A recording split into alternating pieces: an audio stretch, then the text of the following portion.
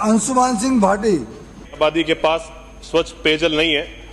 हर साल तकरीबन 15 लाख बच्चों की मृत्यु गंदे पानी के कारण से होती है और हिंदुस्तान की 42% नदियां आज खतरे के स्तर से ज्यादा दूषित है।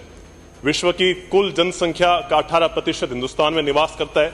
वह उनके पास कुल विश्व के पेयजल का मात्र 4% है, जबकि हमारी बराबर जनसंख्या के चीन के पास यही आंकड़ा 6% का है।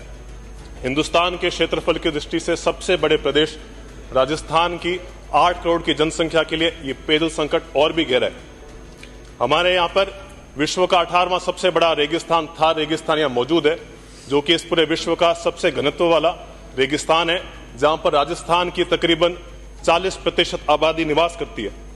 2022 में आए नेशनल कमीशन फॉर वुमेन की एक रिपोर्ट के आधार पर इस थार रेगिस्तान में पानी संचय करने हेतु कुएं व बावड़ियों के पास जो हमारी महिलाएं जल लेकर आती है, उनको साल में औसतन 14,000 किलोमीटर का सफर पैदल करना पड़ता है।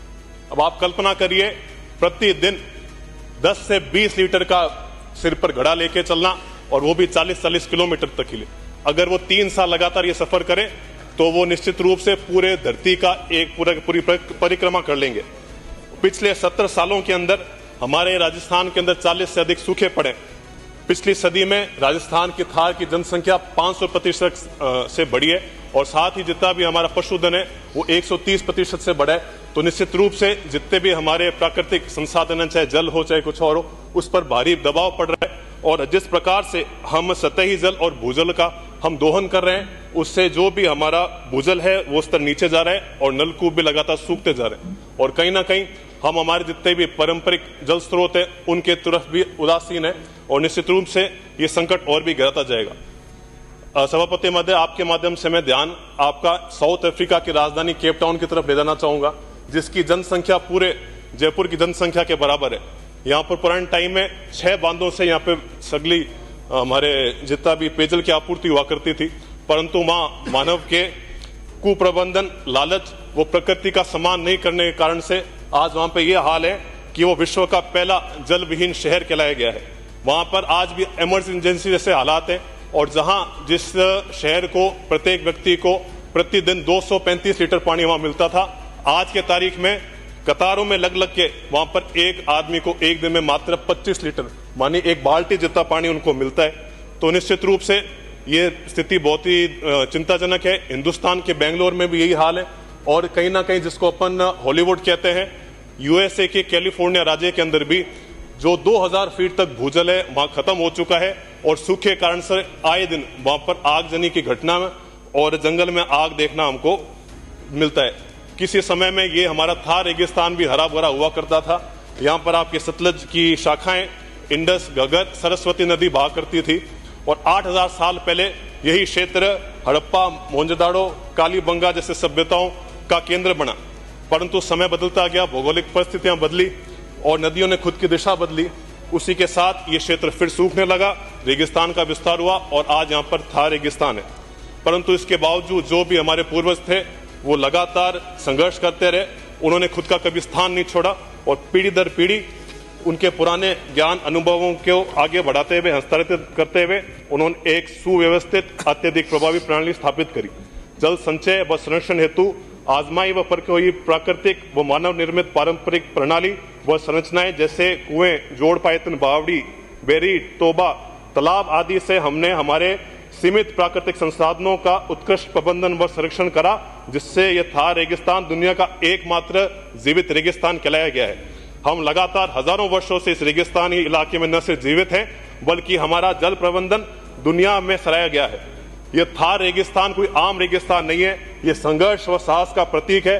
थार ने हमें यह भी सिखाया कि कैसे मनुष्य अपने दृढ़ संकल्प, इच्छा शक्ति के साथ समाज और प्रकृति को एक दूसरे का पूरक बना सकता है।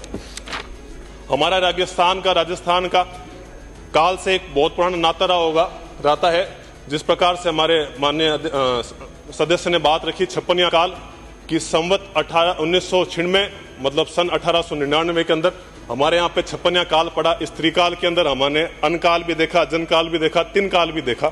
उससे ज्यादा भयानक शायद ही राजस्थान के इतिहास में कोई काल आया हो। राजस्थान के थार की तकरीबन 1/4 जनसंख्या काल को प्राप्त हुई और इन 3 सालों के अंदर जिस प्रकार से हमारे पूर्वजों ने यातना सहन करी होगी, अपन उसकी कल्पना भी नहीं कर सकते। उदाहरण के तौर पर जो हमारी खेजड़ी होती है, उसकी छाल को, छोड़े को उतार कर उसको पानी के अंदर उबाल कर उसके रोटी की तरह हमने सेवन करा। और जो हमारे भुरट, कांटेदार भुरट होते हैं, उसको हाथों से साफ करके गट्टी में पूछ के उसके आटा बना के उसकी रोटी हमने खाई।